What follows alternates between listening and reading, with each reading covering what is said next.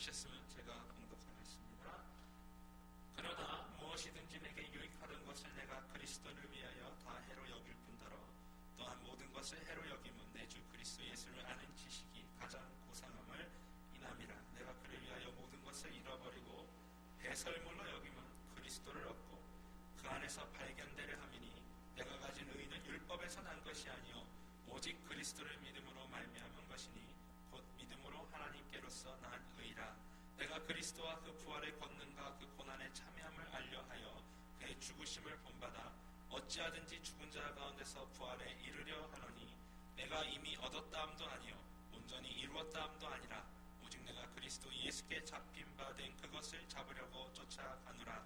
형제들아, 나는 아직 내가 잡은 줄로 여기지 아니하고 오직 한 일, 즉 뒤에 있는 것은 잊어버리고 앞에 있는 것을 잡으려고 표대를 향하여 그리스도 예수 안에서 하나님이 위에서 부르신 부름의 상을 위하여 쫓아가노라. 아멘. 은혜로운 찬양 감사를 드립니다. 오늘 제목은 평생 부를 노래라는 제목을 잡아보았습니다. 세상에는 성악가나 가수만 노래를 부르는 것이 아니라 시인도 시인의 노래를 부릅니다. 농부도 농부가를 부릅니다. 노동자도 노동가를 부릅니다. 또 군인도 군가를 부르고 있습니다. 우리도 예수 믿어 찬송을 부르고 있는데 오늘 우리의 평생의 찬송의 주제의 찬송이 무엇이 되어야 할 것인가 하는 것을 본문을 통해서 함께 은혜를 나누고자 합니다. 아무 말이나 하면 다 말이 되는 것이 아닌 것과 같이 아무 노래나 다 부르면 다 노래가 되는 것이 아닙니다. 참말이 아닌 것은 헛소리가 되고 거짓말이 되고 해악이 됩니다. 마찬가지로 참 노래가 아닌 것은 소음이요 잡음이요 해악이 되는 것입니다. 그렇다고 그 노래가 많은 사람들에게 박수갈채를 받는다고 해서 그 노래가 다 좋은 노래는 아닙니다. 인생이란 각자 자신의 노래를 부르다가 가는 것이라고 한다면 그 사람이 어떠한 노래를 부르느냐 그리고 그 노래를 어떠한 자세로 부르느냐에 따라서 그 인생이 평가되게 될 것입니다. 여러분은 어떤 노래를 불러오셨습니까? 남이 내 인생을 살아줄 수 없듯이 남이 내 노래를 불러줄 수가 없는 것입니다. 이제 여러분은 어떤 노래를 평생 부르고 살아가고 싶으십니까? 오늘 본문을 통해서 우리가 부를 평생의 노래를 다시 한번 확인하실 수 있기를 바랍니다. 바울이 불렀던 노래를 우리가 살펴보면 4절에서 6절에 보면 예수님을 만나기 전에 불렀던 노래입니다. 그는 8일 만에 할례를 받았습니다. 진짜 유태인의 혈통을 가지고 태어났습니다. 또 베냐민 지파에서 태어났습니다.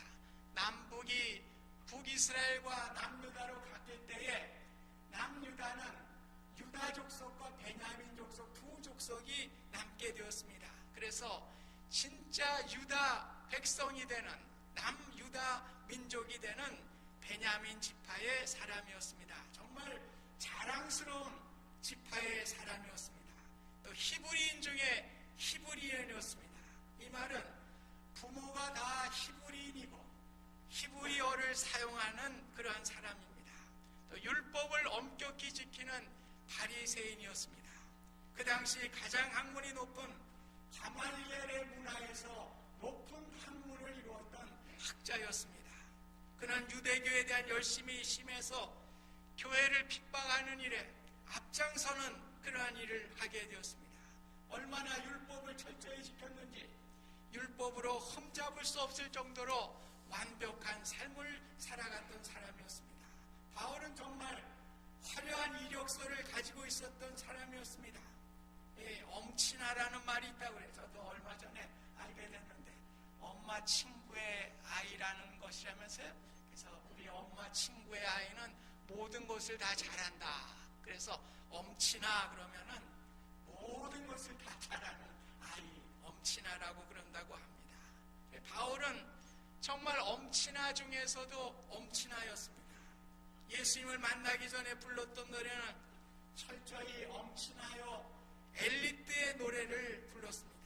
그러나 바울은 다메섹 도상에서 예수님을 만나게 되고 자신의 노래가 바뀌게 되었습니다. 자신이 유산으로 물려받았던 가문의 영광과 자랑거리와 자신의 높은 학문과 유대교의 열심이었던 모든 것들을 해로 여기고 배설물로 여기게 되었다고 고백을 하고 있습니다. 해로 여긴다는 말은 손해를 본다는 상업적인 용어입니다. 즉 자신의 가문의 자랑과 학문적인 자랑과 모든 것들이 이제 그것을 노래하면 노래할수록 손해난다는 것입니다. 손해나는 장사를 하게 된다고 하는 것을 깨닫게 된 것입니다. 배설물은 말 그대로 우리 몸에서 배출되는 더러운 배설물입니다. 그래서 자신의 노래가 예전의 노래를 부르게 될 때는 마치 배설물과 같이 더러운 것이지만 이제 새로운 노래를 부를 때에 새로운 가치관으로 변화되게 되고 새로운 모습으로 변화되는 것을 고백하고 있는 것입니다. 사도행전 9장에 보면 다메섹 도상에서 부활하신 예수님을 만나는 장면이 나옵니다. 이때 바울은 하늘로부터 내린 강렬한 빛으로 인해서 잠시 동안 눈이 멀게 되었습니다. 사흘 동안 보지를 못하고 식음을 전폐하면서 열병을 앓게 되는 결과를 가져오게 됩니다. 상사병에 걸리면 그렇다는군요. 상사병에 걸려보신 분들이 있는지 모르겠는데 식음을 전폐하고 열병이나 땀이 막 나고 말이죠. 그런 증세가 상사병이라고 그래요.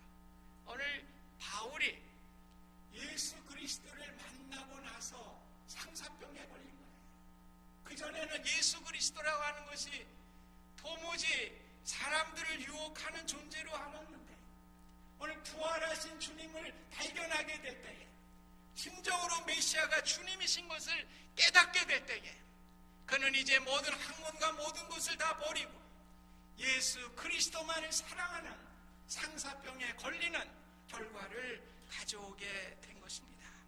바울은 그리스도의 강렬한 사랑의 빛에 사랑의 소경이 되었습니다.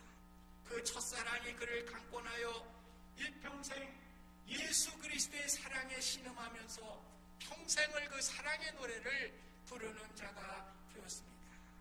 사랑하는 주님 앞에 온갖 충성 다 바쳐서 괴로우나 즐거우나 주님만 힘써 섬기네. 주님만 힘써 섬기는 존재가 되었습니다. 8절에 보면 모든 것을 해로 여김은 내 주 그리스도를 아는 지식이 가장 고상하기 때문이라고 고백하고 있습니다. 예수님을 알기 전에는 세상적인 것이 가장 가치 있고 고상한 것으로 알았지만 이제 주님을 만나고 나서 가장 귀한 가치가 예수 그리스도임을 깨닫게 되었습니다. 오히려 세상의 가치가 모든 것들이 나에게 해가 되고 배설물이 될 수밖에 없다고 하는 것을 고백하고 있는 것입니다. 예수님을 알기 전에는 자신의 의로 구원함을 받으려고 생각을 했습니다. 그런데 예수님을 만나게 되니까 자신의 의라고 하는 것이 아무것도 아니에요. 오늘 예수 그리스도의 십자가의 보혈로 내가 구원함을 받게 된다고 하면 믿음으로 구원에 이르게 된다고 하는 진리를 깨닫게 되었습니다.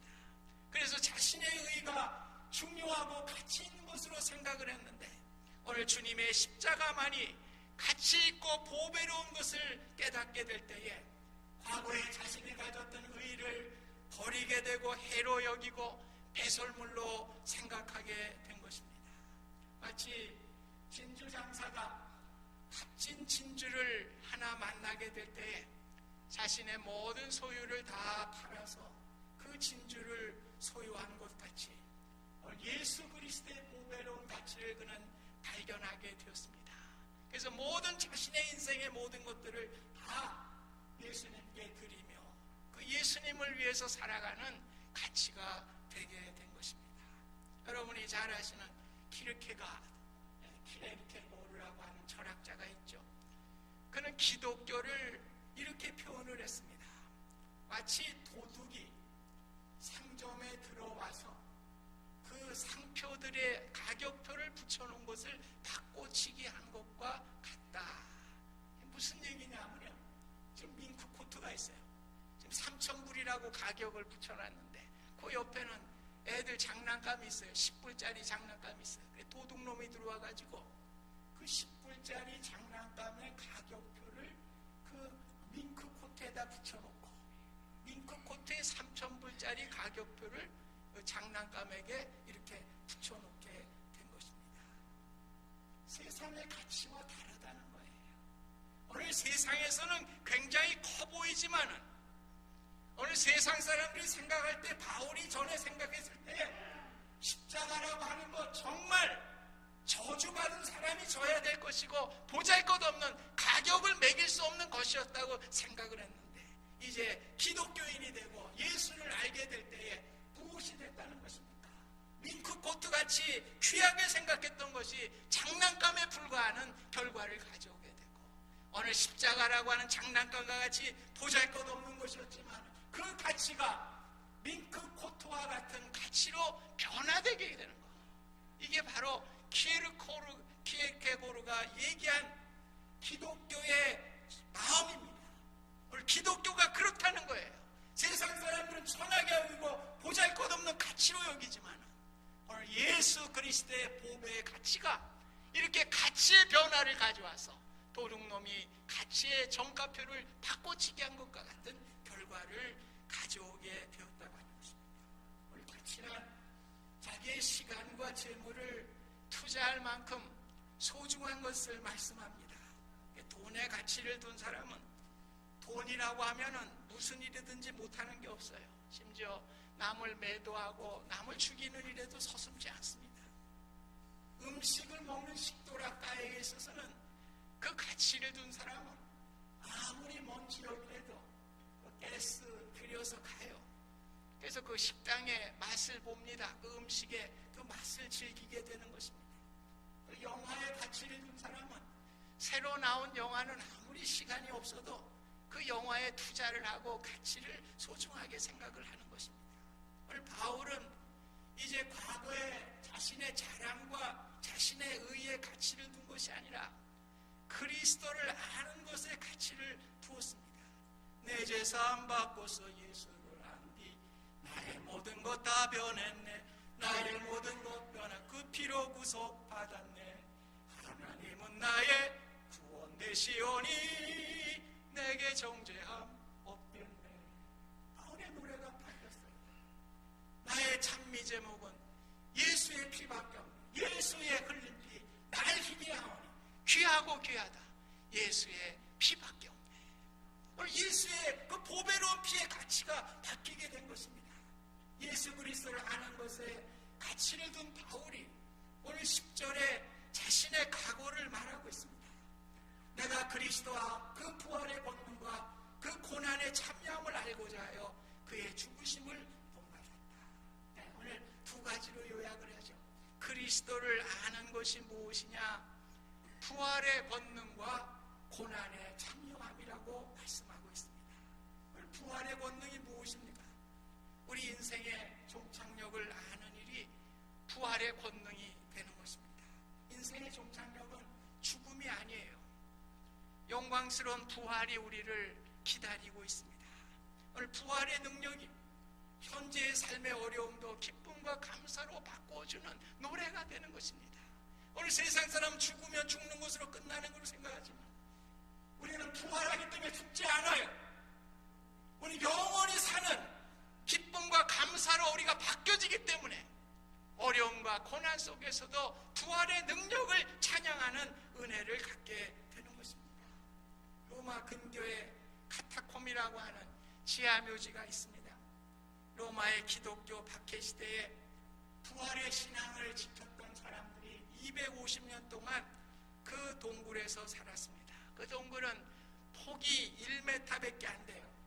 높이가 3m 정도밖에 안 됩니다. 그 길이를 다 합치면 880km 정도의 그 좁은 미로입니다. 그런데 거기에 약 700만 명의 성도들이 매장이 되었습니다.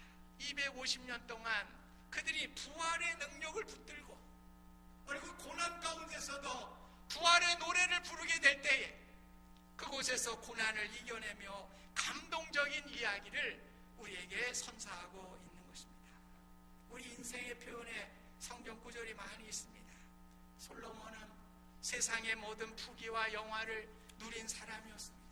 전도서 1장 2절 3절에 보면 헛되고 헛되며 헛되고 헛되니 모든 것이 헛되도다.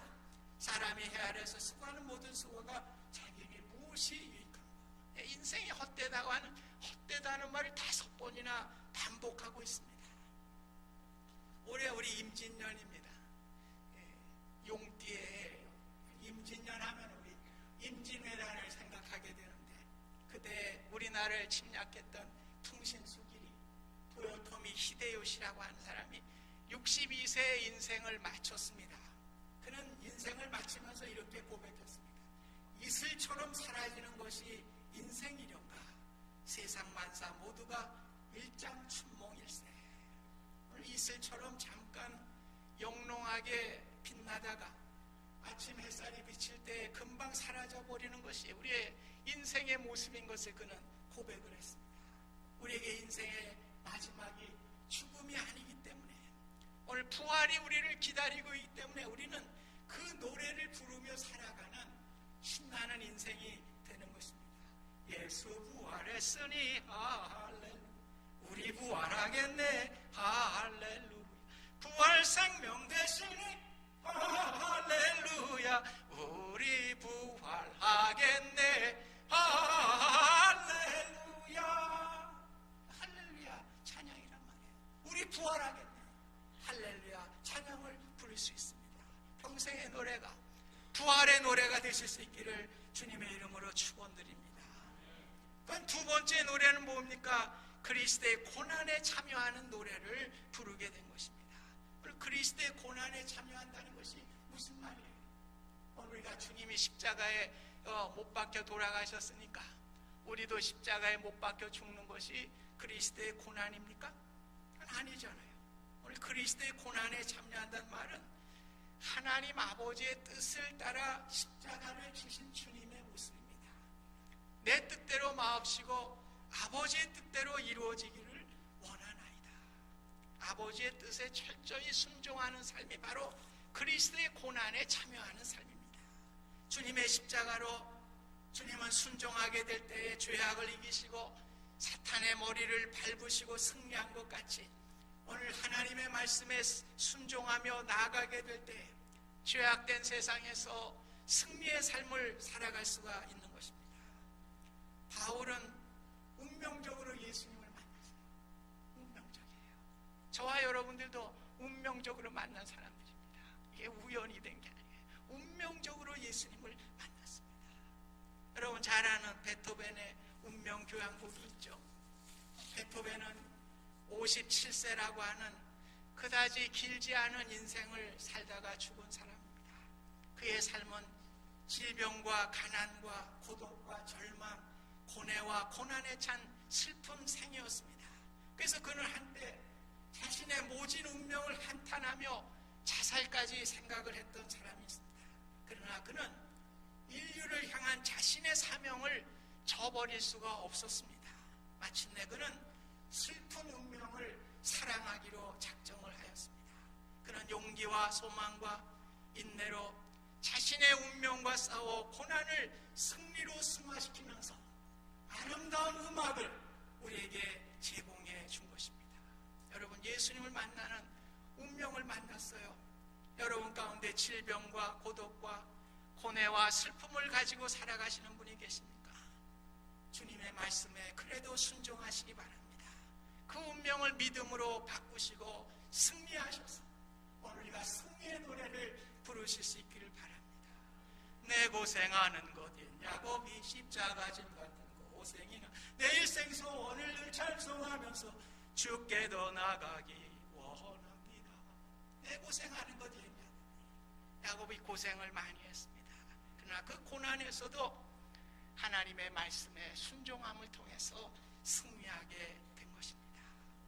음악을 작곡하는 분들의 자신이 좋아하는 주요음이 있대. 주요음. 이 말은 음악을 작곡하는데 초석이 되는 음을 말하고 있습니다. 그래서 작곡가마다 자기가 좋아하는 그 주요음이 있는데 그걸 가지고 독주곡, 합주곡, 오케스트라 뭐 이런 것들을 자신들이 그 작곡을 하는 거예요. 그래서 주요음을 끊임없이 사용해서 작곡을 한다고 합니다. 우리 그리스도인의 삶에 있어서도 주요음이 있어야 돼요. 우리가 무슨 직업을 가지고 무슨 일을 하든지 우리의 주요음은 무엇입니까? 예수 그리스도가 되는 것입니다. 오늘 예수 그리스도의 노래는 부활의 능력의 노래가 되는 것이고 그리스도의 십자가의 고난에 참여하는 이러한 노래가 바로 우리의 주요음입니다.